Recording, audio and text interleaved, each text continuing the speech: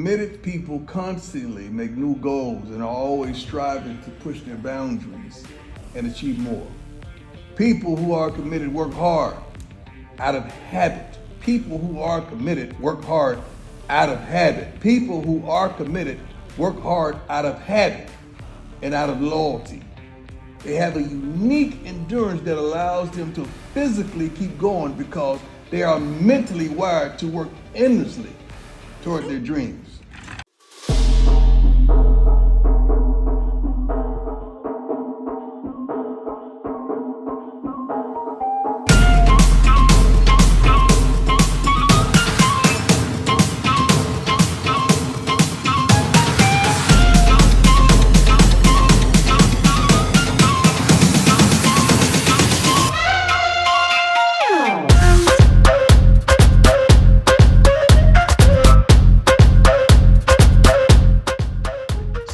Got it. Okay. So the decision to commit is the Yes. first step, and to what he's just talking about in discipline. Yeah. So, When we got our letters of intent, mhm, and there were several schools that wanted us, we went on tours. right. And after those tours, we made a decision. Got it. Let me ask this part then, because I think this is where agility comes in. When you're making that decision to commit and you're going along the path, many times people do they it's almost like, you don't, whenever you decide to do anything in life, obstacles or challenges or high walls to overcome are part of the journey that you spoke about. And most people, it's like they don't ever think about that up front.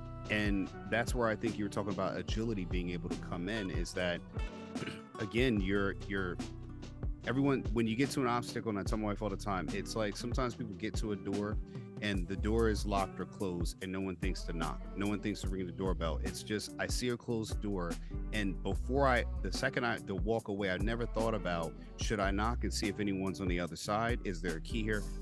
It's just, we just see the door, and that means that the opportunity, you can't get through the door. The door is shut, so it doesn't open, instead of trying to find a way to open that door. And I want to ask you, does that, the agility, I feel like, comes in at that point? Yeah. If I could use the college example again, we chose the school that we went to, and what happened while we were there is a direct correlation to our agility. Mm. We could have totally been content with being participants versus active players, mentors, student athlete leaders. We could have been stagnant. Instead, we chose to make an impact. And the agility comes with being a student athlete, having to handle a full curriculum and sports. Right. There's a physical component of, you only have so much energy in the day, Absolutely. right? So when you're required to use your full mental capacity, and then later on, which is, you're weaning down, right? Getting closer to rest. All your systems, your physical systems are shutting down, and now you have to go be physical. Right.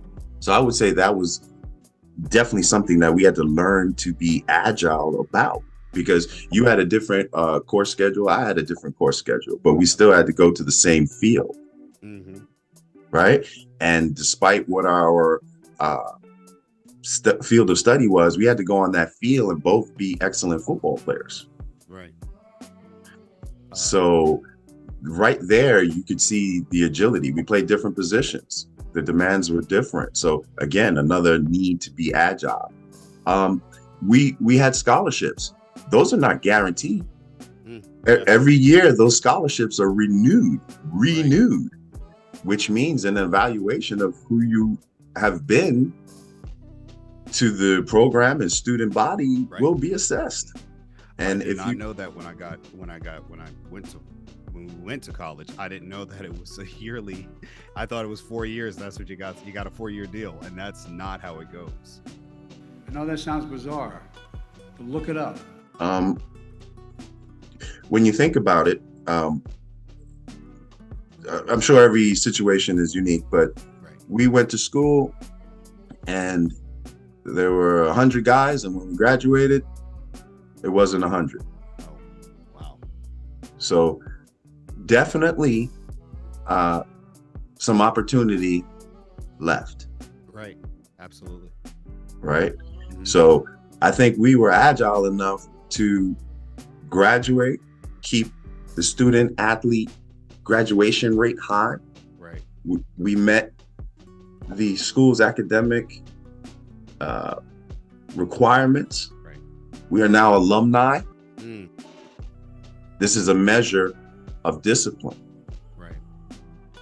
The individuals who were not agile, who had the same opportunity, Right. are not alumni. You could not live with your own failure. Absolutely. I will go to say let me break it down again to the lower example.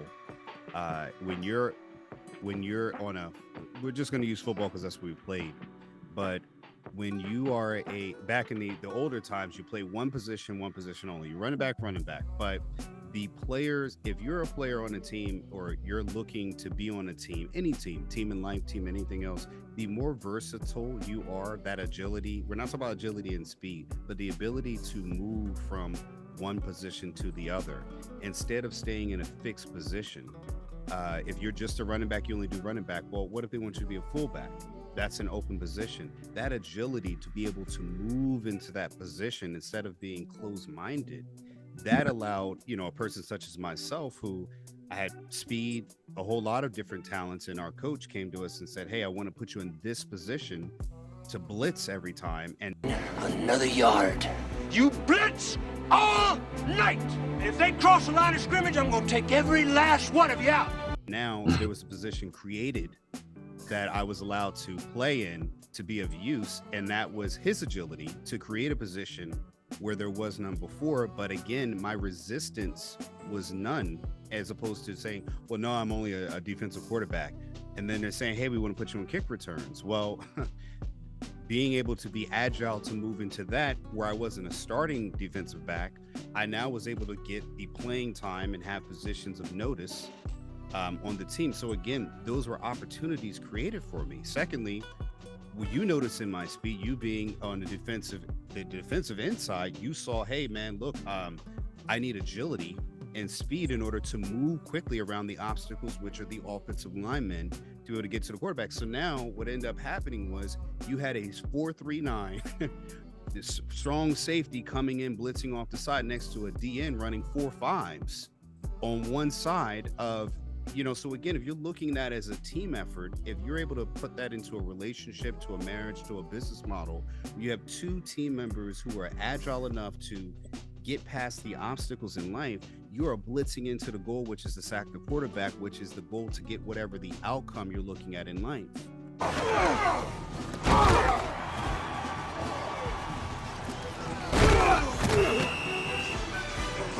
You're gonna make yourself comfortable down there. That's what he's elating at. We went through this experience in multi areas, but we both went through it where we had to train our commitment that summer, where we spent a whole summer working out, training, shadow drills, sprinting, and to the point where we were both, our speed increased dramatically. And I think it's harder for a person such as yourself, tall as yourself, to be able to become faster. And it's even harder for a person myself to increase speed when you're already fast. It's easy to be slow and then get fast, but it's harder to get faster by 0.2 of a second or 0.3 of a second. Yeah, definitely. They're human extremes. Exactly. Right. World records are only broke by, 0.1 of a second. Right. Strength barriers are a pound or two. Right. Right. So definitely I gained speed by being agile, meaning taking my own self-critique, right, going to Coach Lance Gittins. I'm gonna send you a shout out there, Lance, if you get to watch this. Diego Triumph on Facebook, holla at him. Yeah, he I'm putting he you gave on us a great blast. speed program, and I followed it. Yep. And the result simply was this: I did excellent on my we ran 400s to come in off the summer and start camp. And I was in excellent shape, and I had a great season. And I definitely have to give thanks to him adding that speed component to my already existing talents. And again, like yourself, I was open to it. I also had you as the model. You were his direct mentee, Right. and that you were on the track team. We were both dual scholarship athletes. Right. You know, we were playing two sports while being student athletes. How's that for agility, huh? Yeah. Yeah. And So also the ability, you talked about the decision to commit. We had a choice in the summertime to go home with our families and take the summer off. yep. And we decided to stay up at college and train. You know, this is anybody who likes Dragon Ball Z. This is we essentially, you know, Don and I went into the hyperbolic chamber and trained for a summertime. We forgoed going home, you know, having a laid back life, taking the summer off. We took the summer on and we trained. I mean, we still have fun. We went fishing. We did a whole lot Yeah. of great experiences, but we committed. That, man, it's like you go back and see we were already doing it before with spoken word. We committed to training over the summertime and concentrating our efforts towards training and getting more agility and speed. And it wasn't just agility for speed. We got lateral agility. We got things that's not just a front line. We got an agile and being stronger and faster, stronger and laterally moving. You trimmed down and became more muscular to what is kind of more the defensive end. They were normally in our age, they were a little bit more, you know, heavy set, more overweight defensive ends. And you became what is now the new model of defensive end, the muscular, you know, 230, you know, but you're hulking muscular, not with speed. Agile, Not speed slow. and strength being your biggest asset, and some cover ability is Right. what we would call today's defensive end, right? Yep. You mentioned something there that it took me back, and it made me think about something my brother always talks about: sweat equity. So after the decision to commit, there's sweat equity. If I had to surmise his story, he started off with a passion for physical fitness and wanted to change the community. When he started out, there was a young group of men who were under-resourced, and he said, "Hey, here's my idea. I need you to commit. If you commit, I'm going to give you everything I can, and I'm going to get you to the next level where you want to go. You want to leave this plateau you're on currently. I'm going to offer you physical preparation as a means to further your academic journey." And all along that, I saw his hard work. I saw his team put in their own efforts. It's a not-for-profit, so there's a lot of volunteer work. I myself have volunteered. And all that sweat equity has now led to a successful program that now, just as recently as yesterday, I saw a young man who now attends Purdue, just won a national bowl game.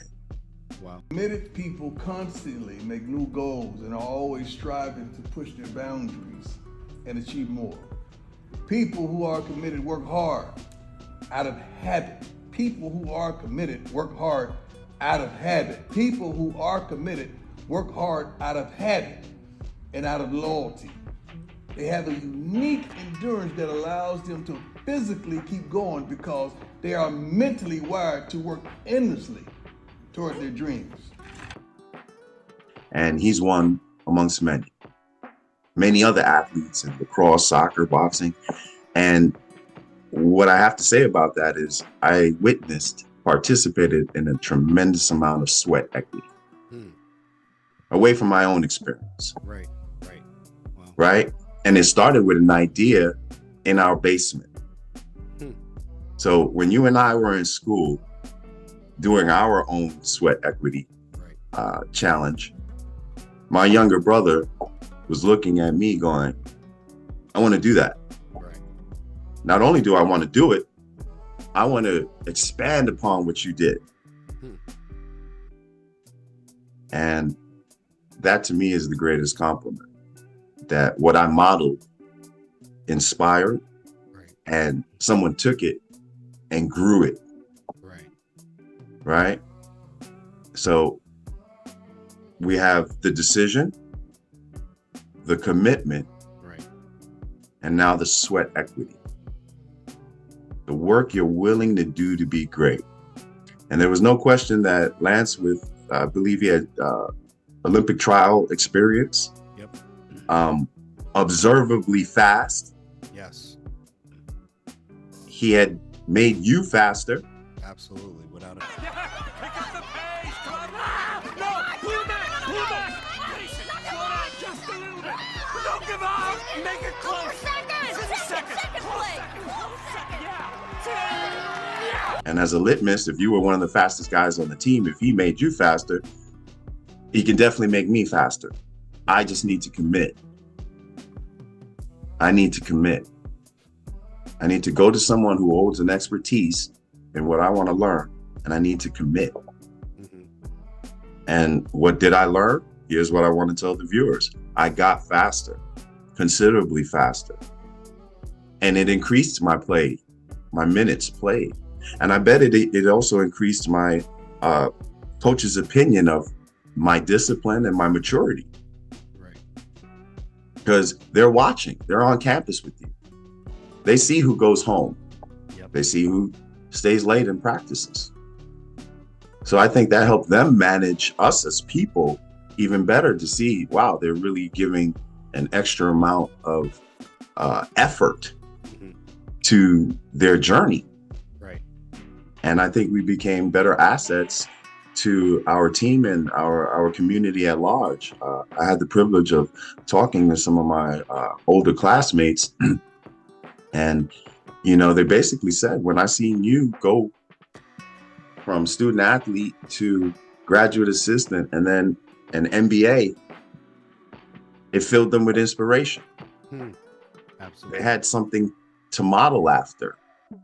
Someone they saw on campus doing it, saying that he was going to do it, and not necessarily listening to any outside distractions.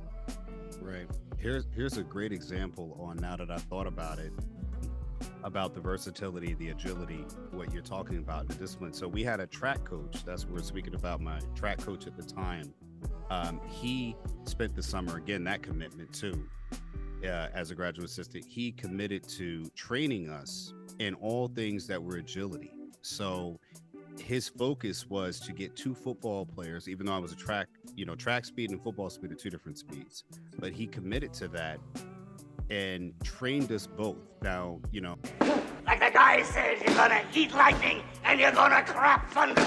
You're gonna become a very dangerous person.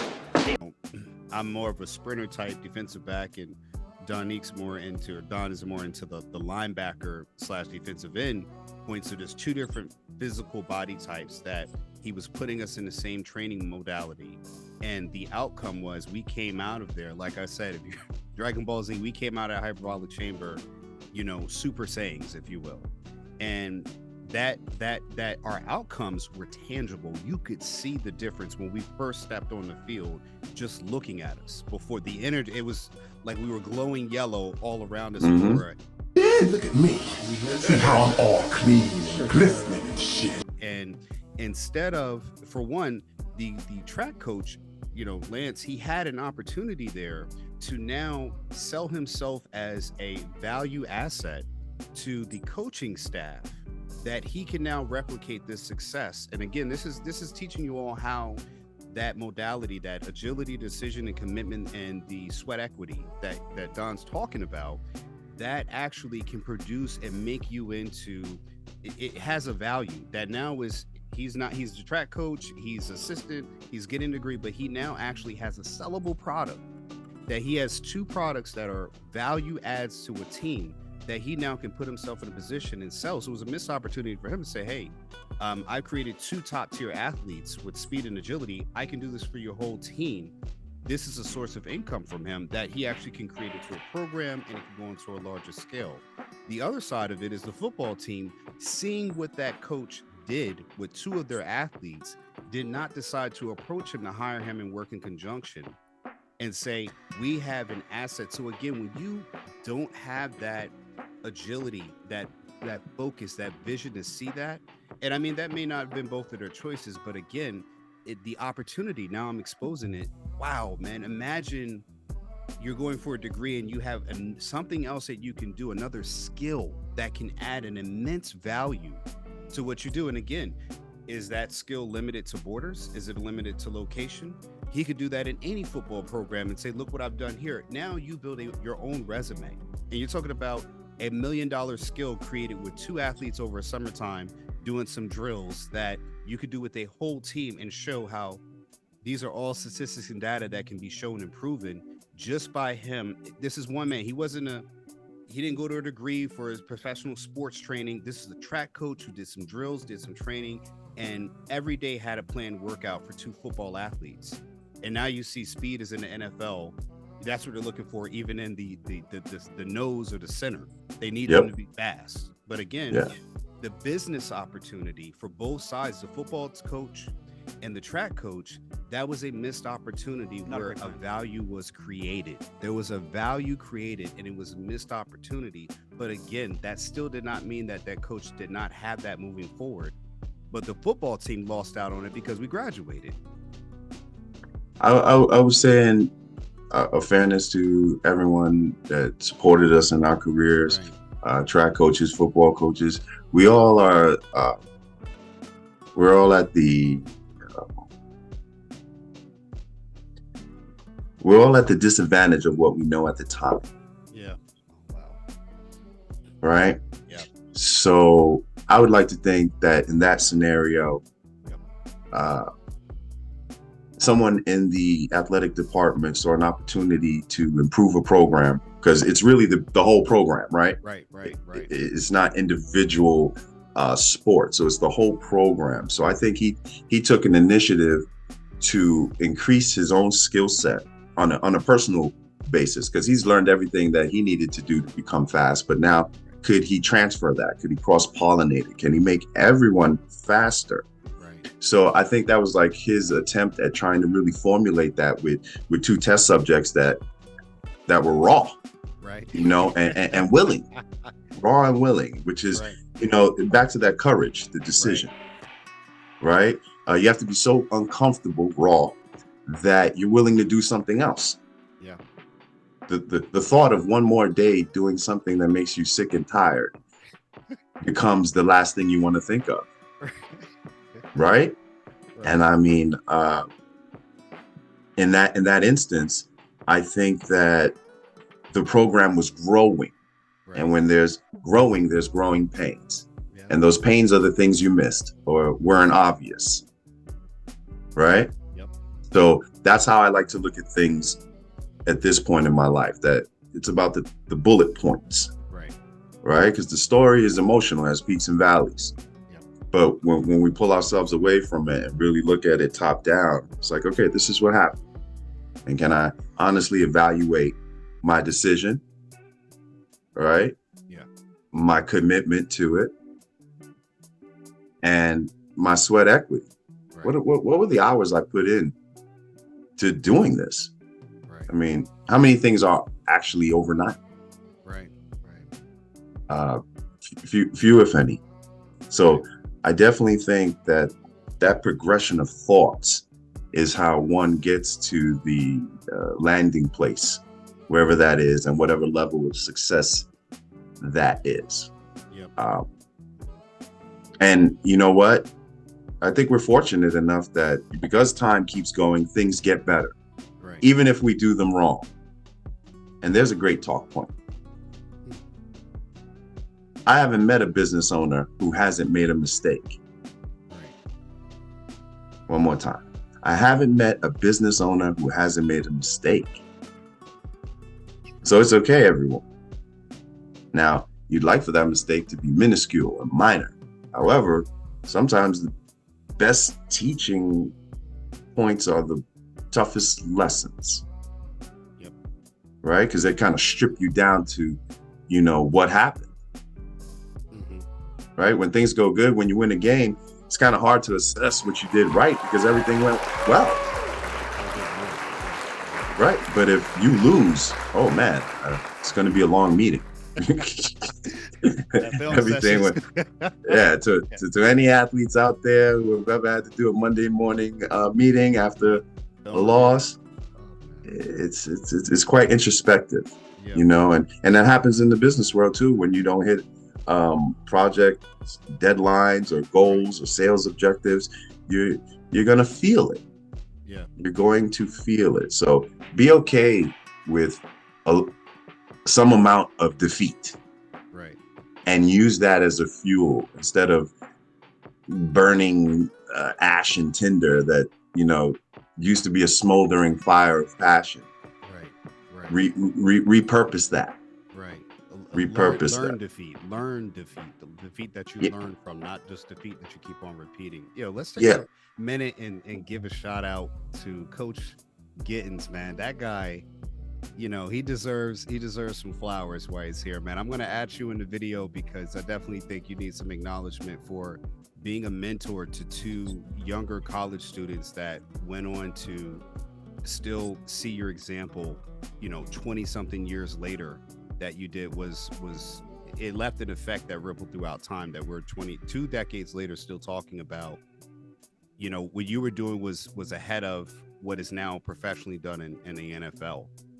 You actually set that template before it was a commonplace in professional sports, and we want to thank you for that, for sure, Coach Gittens, about that, because again, you were older and you were also mentoring us at the same time about that commitment. And one of the bigger things too is that I want to say is that in a business, when you're in a relationship, you know, Don and I were doing that together. So yeah, that 400s that you had to run, which is one whole lap sprinting around a track, full track, 400 meters running, sprinting all out, and then have to do it again. When you had someone else, a partner, a person that's working beside you, that's committed to that outcome, like Don and I were, we were both committed to it. I wasn't going to let up, and I was going to push him when he was down. He was going to push me when I was down. And the Coach Gittens, seeing us there every day, the sweat equity there, when you have that force together, that is what leads that triangle there, or that 2-person that's going through for it. That's what creates a monumental success where you can go past, like you said, this inhuman, superhuman kind of success, because everyone is committed to the same outcome. The coach is committed to us because we're committed to him. Yeah. He has the sweat equity of developing a program. We have the sweat equity of showing up and giving our best every time. And we're committed to each other and not letting the other slack off. Now, if you find someone in a relationship, a business, anything you're engaged with, a team, Don and I are doing this right now on this podcast, talking to you all, on these videos, talking to you all. And we're having the sweat equity, the commitment to talk to you. If you're committed to listen, you're going to gain the knowledge and insight from what we're talking about if you stayed and watched this long. So again, you're watching the video and learning from us now, listening to what he has to say. It's still your sweat equity, your decision to commit, your agility to take notes and flow through this conversation is going to lead you to the same successful outcome when you walk off, when you log off, when you like and subscribe and you comment below. When you walk away, you're going to have knowledge that's going to show up in your daily life, talking about how you need to have that decision, that commitment, the agility and the sweat equity that Don's talking about. Yeah, I would love to talk to Coach Gittens and wonder how keen his eye now has become, looking for determination in young people. Right. You know, I wonder how many times he looked at his watch, said, "Are they going to show up today?" and then here they come. Right. Here they come. I've got work to do. Right. And that gave him a template of sorts to now, if a young man approaches him and says, "Hey, I want to get fast," and, you know, he could almost look in his eyes and, you know, see that flame because he's seen it before. you know, and I think, again, we grow. Right. So I think we grew faster. He became a better coach. I think the program got better because I wrestled, so I became a better wrestler as well. You became a better track athlete. So four programs Right. benefited. Wow. So, you know, I think that's the takeaway, the team effort. Although our interests were somewhat divided, Right. Our ultimate goal was under the umbrella of success. Right. And I think when Lance saw us graduate, and I know that he had got his master's as well, that was something that I was going after, that he was proud of us. Right. Because he had taken the time out to individually help hone us and shape us into the individuals we are today. And that Right. some of those great pieces of advice and time, Right. you know, he did that of his own accord. No pay, no extra pay. Right. Let's give a special shout out to all the coaches and people, male and female alike, who take time out of their lives away from their families to give kids and groups something else to do, to form community, to help fashion leaders and change our community for the better. Let me be the first student athlete, or one of many, to say thank you. Right. I can hear the echoes of all your advice over the years, and there were many. There were many, but I definitely took them to heart. I definitely put them in application, and I think that I hit some of my own success goals, because success is it's an objective. Right.